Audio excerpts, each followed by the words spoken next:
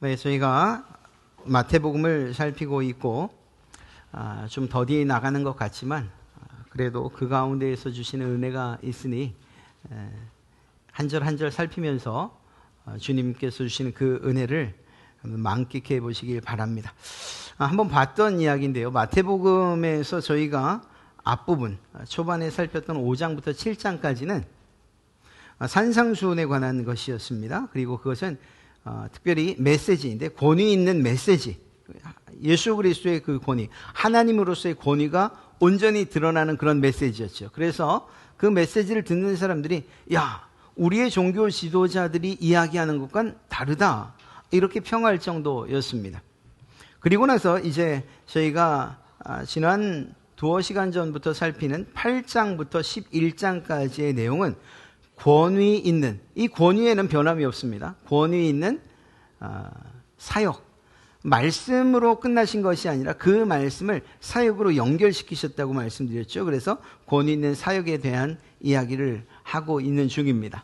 그래서 전체적으로 본다면 그리스도의 권위와 그분의 능력에 관한 이야기를 저희가 이 말씀들을 통해서 살피고 있는 것이고, 우리는 그것들을 충분히 깨달을 수 있어야 합니다.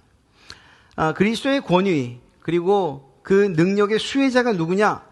우리가 앞서 살펴본 8장 전반부에는 소외되고 가장 약한 사람들, 그래서 나병 환자를 고치시고 백부장의 하인을 고치시고 또 베드로의 장모를 고치시는, 그래서 통칭 소외되고 약한 자로 불려지는 환자, 환우들, 그리고 멀리 배척하는 그러한 하나님께 저주받은 병이라고 그렇게 일컬어지는 나병 환자를 고치시고 또 이방인을 고치시고 그리고 여인을 고치시는 이러한, 그래서 어떤 막혀져 있는 담들을 하나님께서 직접 허시는 모습을 예수 그리스도를 통해서 보여주셨다 그랬죠. 그리고 그것뿐만 아니라 그것에 이어서 영적인 문제들까지도 주님께서는 해결해 주시는 분이다라는 사실을 이제 우리가 보게 될 것입니다. 바로 오늘 살펴볼 내용이 이러한 영적인 것들과 관계된 문제들인 것이죠. 이러한 내용들을 이제 저희가 살펴볼 터인데 그 전에 우리가 좀 전제 아니면 좀 알고 지나가면 좋을 것 같습니다. 그것이 한 가지 있는데 그것이 무엇인가 하면 하나님 나라, 천국, 이것에 관한 이야기입니다. 왜냐? 사실 이것은 앞전에 처음 서두에 말씀드리기도 했었지만 이 부분을 좀 더 명확하게 알면, 그러면 우리가 오늘 우리가 살피는 내용들, 우리가 이야기할 내용들에 대해서 좀 더 잘 알 수 있기 때문인 것입니다. 천국과 또 하나님 나라의 의미, 그러니까 예수 그리스도의 첫 메시지를 통해서 우리는 이것을 살펴볼 수가 있는데요. 먼저 마태복음 4장 17절을 보면 이때부터 예수께서 비로소 전파에 이르시되 회개하라 천국이 가까이 왔느니라 라고 해서 천국으로 표현을 하고 있습니다. 동일한 내용에 대해서 마가복음 1장 14절부터 15절 사이에는 요한이 잡힌 후 예수께서 갈릴리에 오셔서 하나님의 복음을 전파하여 이르시되 때가 찼고 하나님의 나라가 가까이 왔으니 회개하고 복음을 믿으라 하시더라. 천국 그리고 하나님의 나라, 다른 용어를 사용하고 있지 않습니까? 이게 같은 내용일 텐데 왜 다른 표현을 하고 있느냐? 그리고 우리가 아직 살피지 않은 곳이지만 마태복음 12장 28절을 보면 그러나 내가 하나님의 성령을 힘입어 귀신을 쫓아내는 것이면 하나님의 나라가 이미 너희에게 임하였느니라. 귀신을 쫓아내는 것과 하나님의 나라를 연결시켜 이야기하고 있다는 거죠. 그래서 이런 말씀들을 살펴보면 우리는 천국과 혹은 또 하나님 나라로 표현되어 있는, 하늘나라로 기록되어 있는 이것들이 무엇을 의미하는지 좀 더 잘 알 수가 있습니다. 바실레이아 투 데우라고 하는 이 표현, 즉 하나님의 나라라고 하는 이것이 무엇을 의미하느냐?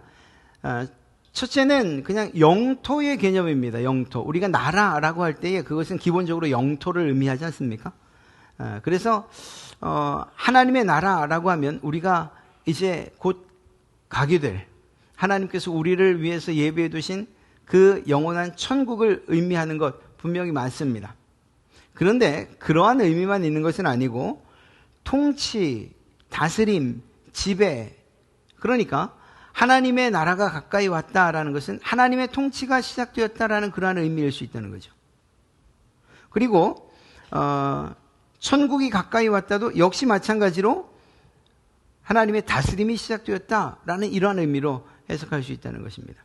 세 번째 우리가 살펴봤던 그 내용, 귀신을 쫓아내는 것이면 하나님의 나라가 이미 너희에게 임했느니라. 바꿔 말하면 하나님의 통치가 시작되면 귀신이 쫓겨날 수밖에 없다라는 사실을 이야기하고 있는 거죠. 그런 점에서 단순하게 물론 성경에서 천국을 이야기할 때 영토적인 개념으로 이야기할 때도 있고 통치나 혹은 다스림으로 이야기하는 경우도 있는데, 우리가 오늘 살필 내용들은 이러한 통치와 다스림으로 해석하는 것이 더 이해하기가 쉽다라는 걸 먼저 말씀드리려고 하는 것입니다. 그래서 이제 하나님 나라 천국을 이야기할 때는 하나님의 통치가 시작됐구나, 하나님의 통치가 시작되면 이라는 그러한 의미로 이야기할 수 있는 것이죠.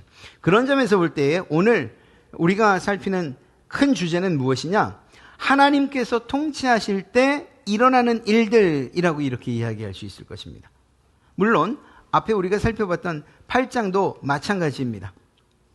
소외된 자, 가장 약한 자, 그래서 나병 환자나 이방인들이나 여인들, 그들이 고침받은 것들, 하나님의 통치가 시작되면 하나님께서 통치하시는 그 세상에서는 이러한 사람들이 고침받고 그리고 소외되지 않는다는 것을 이야기하는 것이죠. 그리고 이것은 요한계시록에서 천국을 설명할 때 이미 우리가 다 알고 있는 바의 내용입니다. 그것에는 눈물이 없고 그리고 고통도 없고 죽음도 없고 사망도 없는 바로 그것이 천국이지 않습니까? 하나님께서 통치하시는 그러한 통치권, 그리고 하나님께서 통치하시는 그 나라에는 이러한 것들이 있을 수 없다는 것이죠. 그러니까 예수 그리스도께서 하나님의 통치권을 가지고서 다스리시는 그 세상, 그리고 예수님께서 고치신 그 일들은 하나님의 통치가 시작되었음을 이야기하고 있는 것이라는 것입니다. 여기에 더해서 이것이 육신적인 일이라고 한다면 영적인 문제도 마찬가지라고 말씀드렸죠. 영적인 문제, 그래서 귀신을 내쫓으시는 이 일들, 그러한 기사들은 단순하게 귀신이 쫓겨갔다라는 현상보다 그것 이면에 있는 하나님의 통치가 시작되면 귀신들이 버틸 수 없구나라는 사실들을 우리는 알게 된다는 것입니다. 바꿔 말하면 하나님께서 통치하실 때에 사탄의 영역이 무력화된다는 사실이에요. 앞서 이야기한 소외되고 약하고 병들고 또 심지어는 죽기도 하고 귀신 들리고 하는 이러한 모든 것들은 사탄의 그러한 역사, 그리고 또 그들이 모든 사람들을 힘들게 하고 또 혹은 미혹하고 유혹하는 데 사용되는 것들 아닙니까? 이러한 것들은 하나님께서 통치하실 때에 모두 무력화가 된다라는 사실들을 오늘 이 8장이 이야기하고 있는 것입니다. 그리고 그러한 은혜를 하나님의 통치 아래 있을 수 있는 사람들이 누구냐? 지난주에 말씀드렸던 예수 그리스도의 제자들이다, 이렇게 이야기한다면 그렇게 틀린 말은 아닐 것 같습니다. 그래서 오늘 여러분들과 함께 나누려고 하는 그 주제는 하나님께서 통치하시면 우리의 삶에 어떤 일들이 일어나는가 하는 것들을 살펴보려고 합니다. 이것은 오늘 8장에 기록된 예수님께서 사역하시던 당시뿐만이 아니라 오늘도 동일하게 일어나는 사건들이죠. 왜냐? 우는 사자처럼 여러분들을 삼키려고 여러분의 주변을 돌아다니는, 배회하는 그러한 사탄이 있기 때문입니다. 기회만 되면 여러분들을 유혹하고 미혹하고 넘어뜨리려는, 그래서 예수 그리스도의 그 영역으로부터, 그분의 품으로부터 빼앗아 오려는 그러한 사탄의 시도가 있기 때문입니다. 지금도 말입니다. 이러한 시도는 주님께서 마지막 심판을 하시는 데까지는, 그때까지는 언제나 있을 것이라는 것을 우리는 깨달아야 됩니다. 그런 점에서 우리가 이러한 하나님의 통치가 시작될 때, 그리고 그 통치 아래에서 어떤 일들이 일어나는가를 살피면서 그 은혜와 혜택을 우리가 어떻게 누릴 수 있는가 하는 것들까지 살펴보려고 합니다. 첫째는 바람을 잔잔케 하신 이러한 기적이 오늘 우리 읽은 말씀에 나왔죠. 16절을 살펴보면 예수께서 무리가 자기를 애워싸는 것을 보시고 건너편으로 가기를 명하셨어요. 그래서 배를 타고 건너가시죠. 26절의 말씀을 보니까 곧 일어나서 바람과 바다를 꾸짖으시니. 왜 꾸짖으셨는가? 바람과 풍랑이 너무 거세서 뒤집어질 것 같았거든요. 그리고 그 바다를 꾸짖으셨을 때에 잔잔하게 되었다. 자연을 꾸짖는 그러한 예수 그리스도의 그러한 모습, 그리고 자연조차도 예수님께 복종하는 이러한 모습이 이 23절부터 27절 사이에 기록되어 있죠. 예, 그 내용은 우리가 살펴본 바와 같습니다. 배에 오르신 예수님께서 주무셨고, 그리고 그때에 바다에서 큰 놀이 일어나서 배에 물이 들어오고 뒤집힐 지경이 되죠. 두려움에 떨던 제자들이 주무시는 예수님을 깨웠고, 예수님께서는 바람과 바다를 꾸짖으셨어요. 이 꾸짖기 전에 무엇이라고 말씀하셨느냐? 믿음이 작은 자들아 라고 말씀하시는 것을 우리는 알고 있죠. 자, 바람을 잔잔케 하셨다라는 이 사실, 이때에 바람과 바다를 꾸짖었다라고 하는데, 이 꾸짖다라는 단어가 어디에 사용되는가? 귀신을 쫓아낼 때에 사용되는 그런 단어이기도 합니다. 그래서 어떤 사람들은 이 일이 단순하게 자연에 대한 명령, 예수 그리스도께 복종하는 이 자연의 모습, 이것만 이야기하는 것은 아니다, 이렇게 이야기합니다. 더 중요한 것은 두려워서 떠는 제자들을 향해서 예수님께서 믿음이 작은 자라고 하셨다는 거죠. 여기서 우리는 이 두려움과 믿음의 관계를 좀 살펴볼 필요가 있습니다. 두려움과 믿음. 사실 이 두려움으로 통칭되는 여러 가지 이야기들, 그것은 걱정도 있을 수 있고 근심도 있고 의심도 있고 두려움, 기타 여러분들이 여러분들의 신앙을 방해하는 모든 것들이 다 포함될 수 있습니다. 믿음이, 여러분들에게 또 저에게 믿음이 있어요. 그런데 이 믿음보다, 그래서 믿음이 작고, 그리고 이 믿음보다 더 큰 두려움이 있으면 결국 먹힐 수밖에 없어요. 오늘 주님께서 하시는 말씀이 그거예요. 왜 작은 믿음이라는 이야기를 하셨을까? 믿음이 없으면 없는 거고 있으면 있는 거지. 그런데 작은 믿음이라는 표현을 쓰셨다는 거에서 우리는 반대로 큰 믿음을 가졌다면 그러면 그러한 두려움조차 이길 수 있지 않았겠는가 하는 이러한 의도가 담겨져 있다는 사실을 알 수가 있는 거죠. 그런데 이것은 사실 성경을 읽는 여러분들도 이미 생각하셨을 것입니다. 제자들이 이렇게 두려워 떨지 않고, 아니 예수님께서 나와 함께 계신데, 하나님이신 예수님께서 나와 함께 계신데 내가 왜 두려워하느냐 라고, 주님이 계시는데 이 배가 뒤집어질 리 없다라고 생각하는 큰 믿음을 가졌다면 그렇게 예수님을 깨우는 일들은 없었겠죠. 이건 우리가 성경을 읽은 우리도 깨달을 수 있는 바예요. 문제는 우리의 삶에 이런 풍랑이 일어날 때에 이런 큰 믿음을 내가 가질 수 있는가 하는 것은 사실 별개라는 거죠.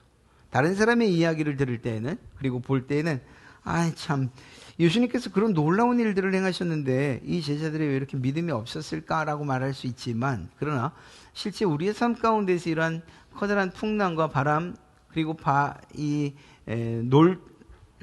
노를 볼 때에 내게 일어나는 일 경우에 담대한 믿음으로, 큰 믿음으로 대할 수 있느냐 하는 이러한 문제가 있다라는 것입니다. 그러나 결론은 우리가 그러한 큰 믿음을 갖고 있느냐 작은 믿음을 갖고 있느냐 상관없이 분명한 사실은 우리에게 주시는 그 믿음, 그리고 우리가 가진 그 믿음이 크다면, 그러면 그 두려움보다 크다면 능히 그것들을 이길 수 있다라는 것입니다.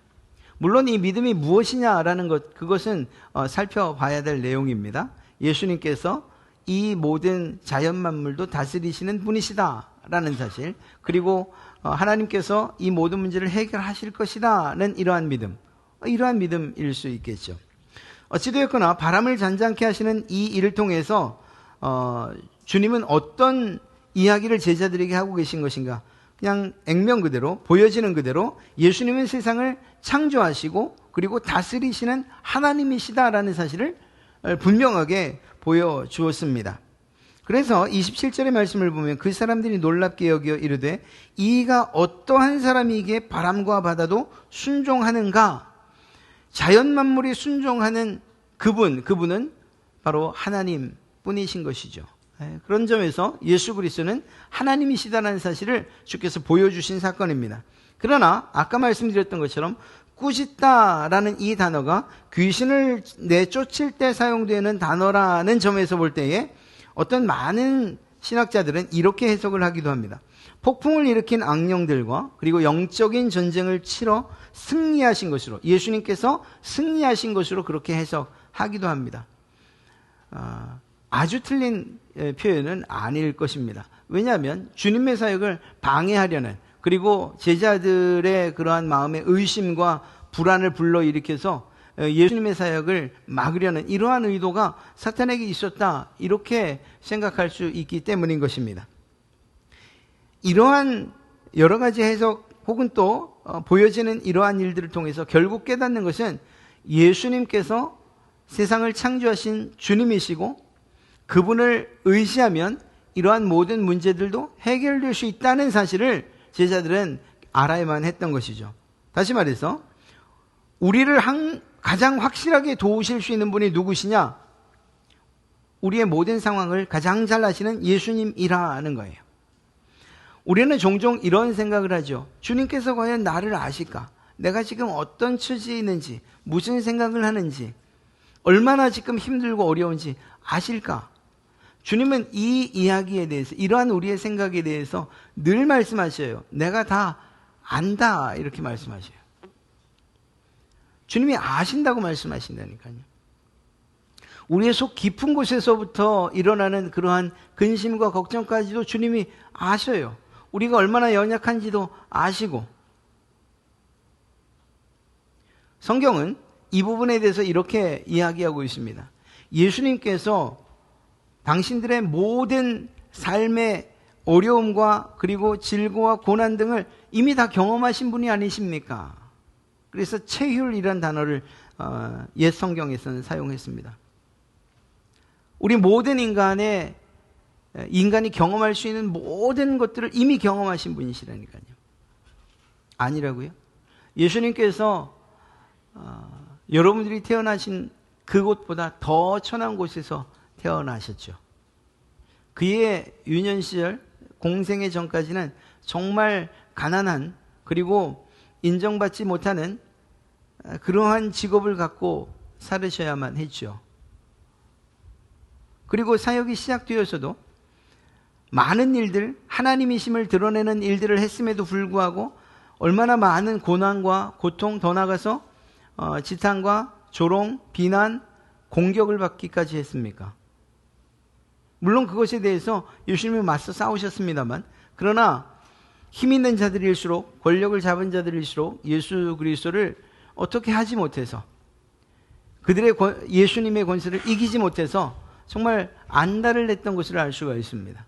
그러다가 기회가 와서 예수님을 붙잡았을 때에 그분이 당하신 고통은 첫째는 사랑하는 사람들로부터의 배신과 배반이었죠. 예수님의 제자들이 다 떠나갔잖아요. 심적으로 그러한 고통을 당하셨어요. 몸으로는 체포되시고 매질을 당하시고 침뱉음을 당하시고 조롱과 핍박을 당하셨죠. 우리가 아는 바예요. 그리고 십자가에 못 박혀 죽기까지 하셨어요. 어쩌면 더 정확히 말하면 아직 우리가 주님이 경험하신 것들을 아직 우리가 경험하지 못했어요. 그 죽음 말입니다. 그런 점에서 볼 때 예수님께서 내가 너를 안다라고 하는 것은 그냥 인사치레로 내가 너 알아, 걱정하지 마라는 그것이 아니고, 여러분이 경험할 수 있는 모든 심적, 정신적 혹은 육체적인 모든 아픔과 고통, 이 모든 것들을 다 내가 경험 이미 했다라고 말씀하시는 거예요.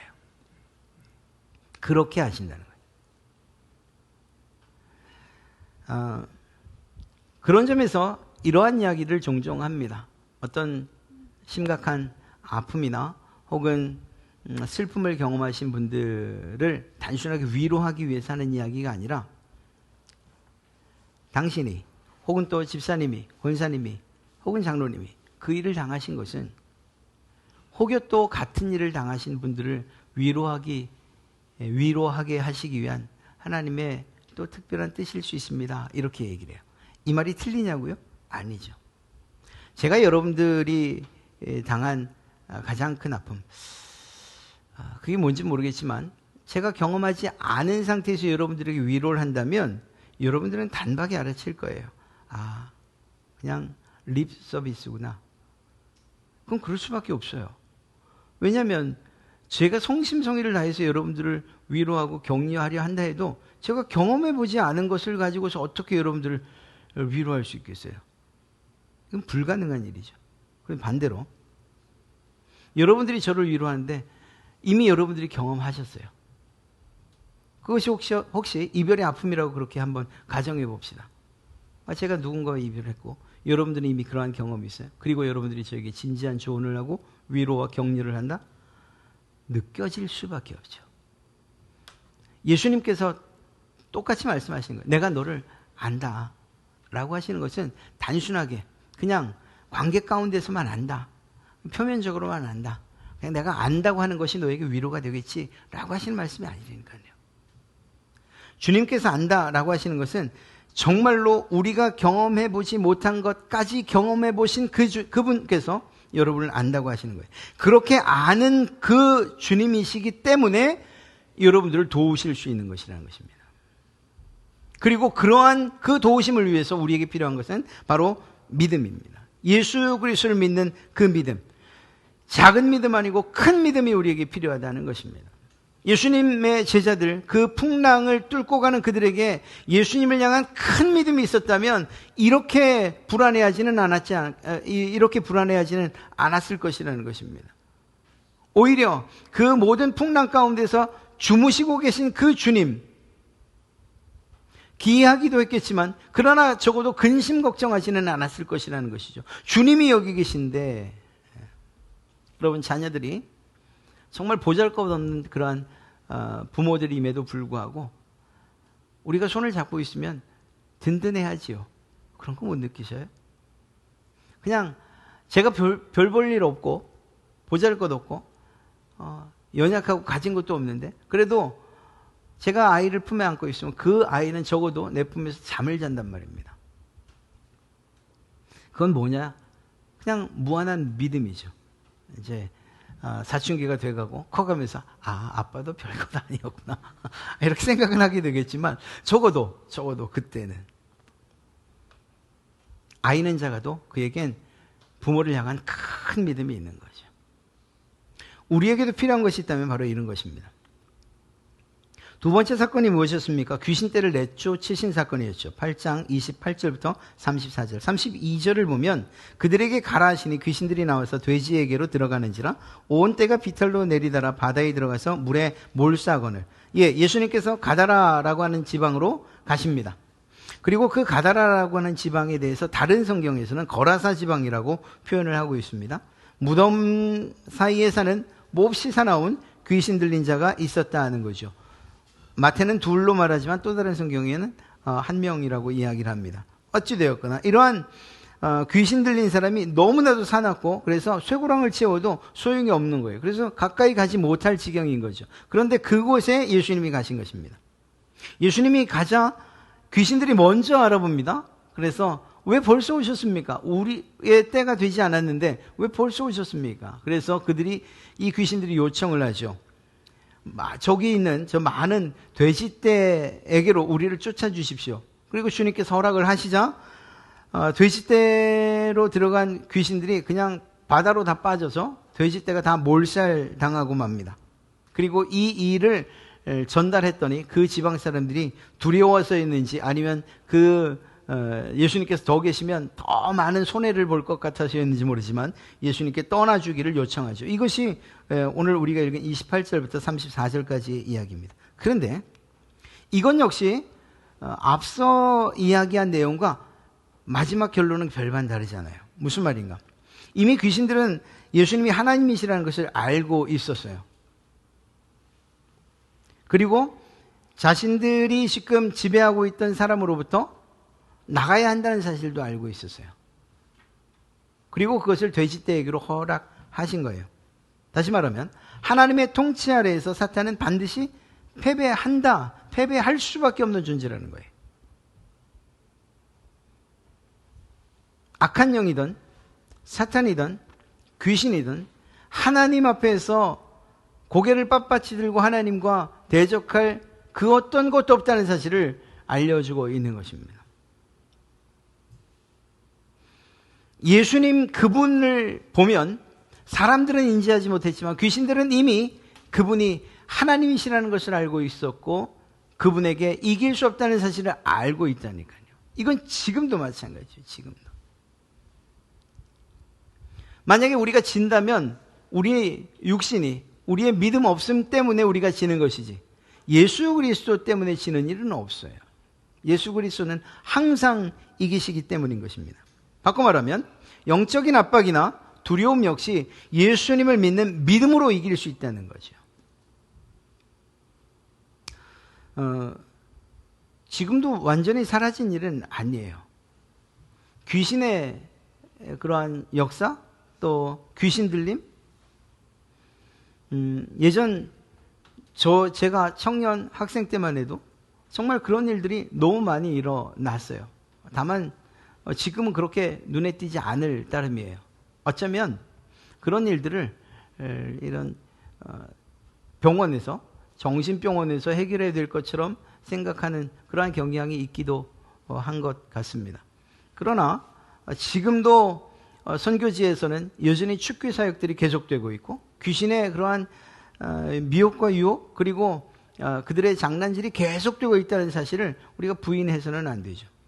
이 싸움은 주님께서 다시 오시는 날까지 계속될 것이기 때문입니다. 악한 영들과 그리고 예수님을 믿는 그 예수 그리스도의 군사들과의 싸움은 계속될 것이기 때문입니다. 자, 이때도 마찬가지입니다.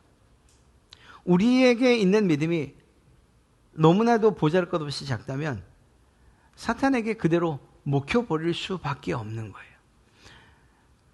이 귀신들 예수님 앞에서 이렇게 힘을 못 쓰고 맥을 못 쳤지 다른 사람들에게는 여전히 사나운 그리고 힘이 센 그래서 모두 잡아먹을 수밖에 없는 통제할 수 없는 그러한 귀신이었다니까요. 만약에 예수 그리스도 그분을 향한 그 믿음이 더 강력했다면, 더 컸다면, 그러면 결국 그 믿음에 사탄의 권세가 무력화될 수밖에 없다는 거죠. 오늘 그것을 주님이 보이신 거예요. 앞으로 나타나는 모든 귀신을 내쫓는 사역, 그것은 바로 그거예요. 예수 그리스도께서 통치하시면, 하나님의 통치가 나타나면 그 아래서 모든 귀신들 그리고 사탄은 쫓겨간다. 무력화된다. 라는 사실들을 오늘 말씀해 주고 계신 것입니다. 오늘 우리가 읽진 않았습니다만 중풍병자를 고치는 사건이 9장 1절부터 8절 사이에 나옵니다. 9장 1절 말씀을 보면 침상에 누운 중풍병자를 사람들이 데리고 오거늘 예수께서 그들의 믿음을 보시고 중풍병자에게 이르시되 작은 자야 안심하라 내 죄의 사함을 받았느니라. 여기서 작은 자는 소자로 표현되어 있어요. 정말 믿음에 관한 부분은 아니고 정말 어떤 것도 할 수 없는 그러한 연약한 자, 작은 자라고 그렇게 이야기하고 있는 것이죠. 침상에 누운 중풍병자를 사람들이, 또 다른 성경에서는 친구들이 데리고 예수님께 나오죠. 예수님께서는 죄사함의 선포와 함께 그의 병을 고치셨어요. 그리고 이런 일들이 결국 어떻게 일어났느냐에 대해서 9장 2절이 이야기하고 있는데 그것은 바로 그들의 믿음을 보시고 라고 기록되어 있습니다.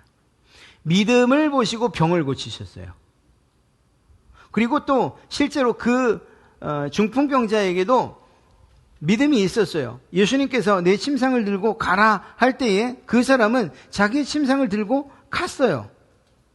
그러니까 그에게도 믿음이 있었다는 것이죠. 믿음으로 말미암아 중풍병자를 고치는 사건. 그런데 이것은 매우 표면적인 사건입니다. 주님께서 이 중풍병자를 고치신 목적이 무엇이냐? 주님께서 하신 말씀에 나와 있어요. 그것은 바로 죄를 사하는 권능이 예수님께 있다는 사실을 알게 하시고자 하심이었습니다. 그래서 2절의 말씀을 보면 중풍병자에게 이르시되 작은 자야 안심하라 내 죄 사함을 받았느니라 라고 말씀하시는 거죠. 병 고침에 대해서 병을 고치고자 찾아온 그에게 내 죄 사함을 받았느니라. 그리고 그 죄 사함을 받는 그 과정에 무엇을 주님께서 보시냐? 믿음을 보셨다고 이야기하고 있는 것입니다. 그러니까 우리의 영적인 문제의 가장 큰 문제, 걸림돌은 무엇입니까? 예수 그리스도의 관계가 단절된 것. 그래서 죄인으로서의 삶을 살 수밖에 없는 것, 죄인으로서의 형벌을 받을 수밖에 없는 것, 그것이 우리의 가장 큰 문제였지 않습니까?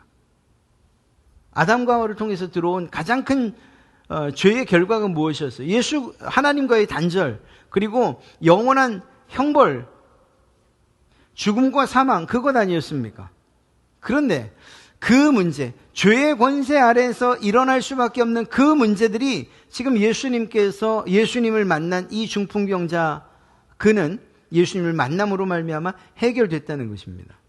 다시 말하면 예수님은 인간의 질병이나 혹은 자연을 다스리시는 것이나 귀신뿐만 아니라 죄도 다스리시는 분이라는, 죄의 문제를 해결하실 수 있는 분이라는 사실을 오늘 이야기하고 있는 것입니다.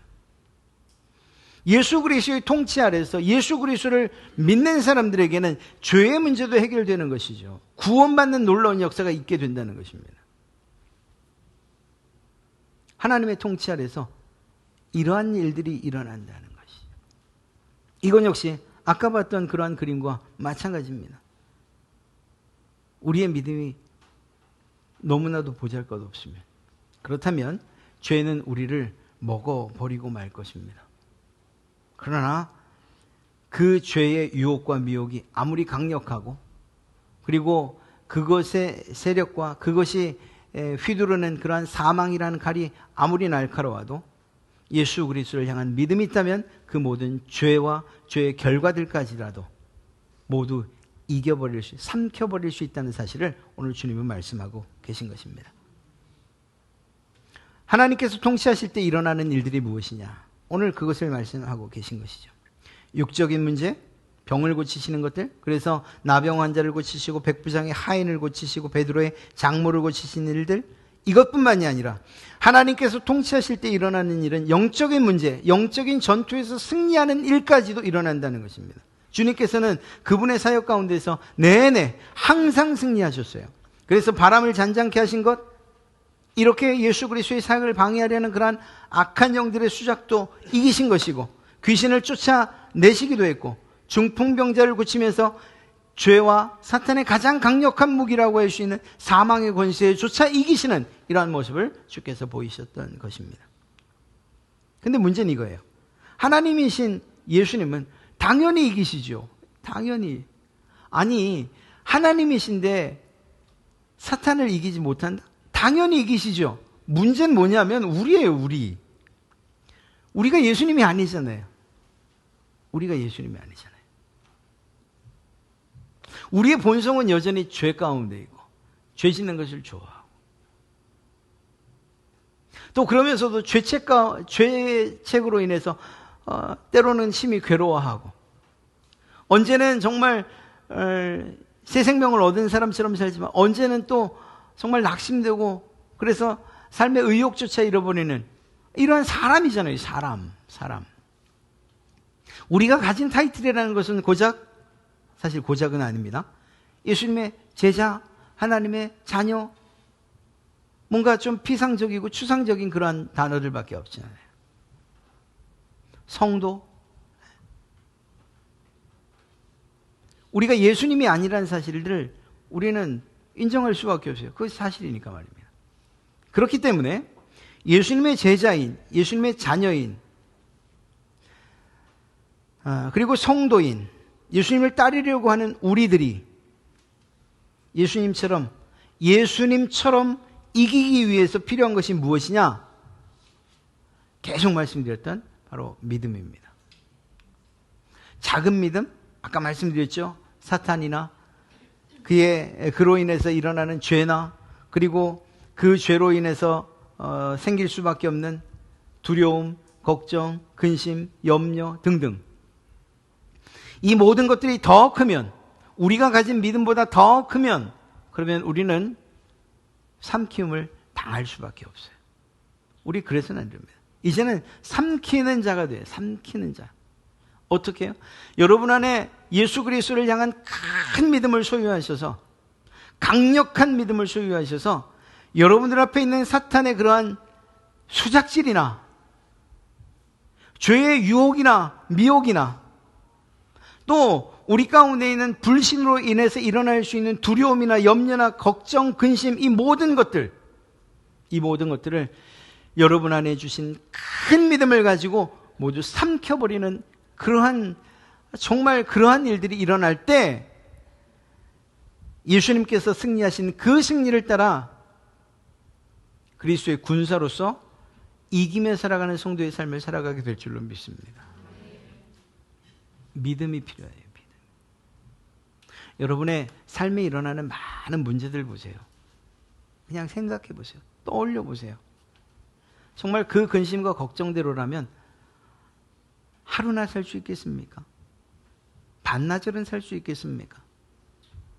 우리가 가장 쉽게 선택하는 방법은 그냥 있는 거예요. 어떻게 해결되겠지, 있는. 그것도 나쁜 방법은 아닙니다.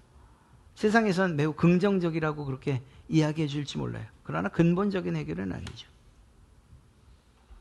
이러한 우리가 경험하는 삶에서 경험하는 모든 문제들, 특별히 예수님을 믿는 것으로 인해서 당하는 여러 가지 고통과 고난 그리고 문제들, 이것들에 대한 해답은 믿음에 있다는 사실을 오늘 주님께서 이야기하고 계신 것입니다. 앞으로도 한번 살펴보세요. 성경을 쭉 읽으면서 특별히 사복음서에서 예수님께서 병자들을 고칠 때, 귀신을 내쫓을 때, 어떤 기적과 이사를 행하실 때 무엇을 요구하시는지를 보세요.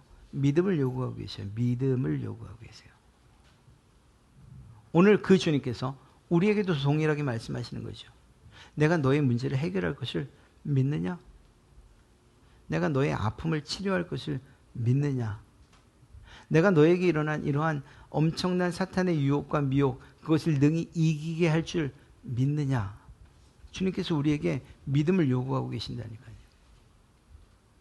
그리고 우리는 날마다 그러한 주님의 이러한 물음에 회피하지 말고, 그러게요, 제게 있는지, 있는 것 같기도 하고 없는 것 같기도 하고, 아니요, 그러지 마시고 주님 제게 큰 믿음 주십시오라고 오히려 적극적으로 요청을 하세요. 아니, 믿음도 선물이라고 하셨지 않습니까? 구원받기에 합당한 믿음만 선물로 주지 마시고 사탄의 능력과 권세, 하나님의 통치 아래서 그들이 그 악한 것들이 꼼짝하지 못하는 그러한 큰 믿음을 저에게 주세요. 이것이 우리의 요청이어야 할 것입니다. 세상에선 그래, 천국에서 가서 이기지, 세상에선 나같이 연약하고 나같이 부족한 사람이 사탄을 어떻게, 그 영적인 존재를 어떻게 이기느냐, 이렇게 지레 겁먹지 마시고요. 예수님도 이 세상에서 이기셨잖아요.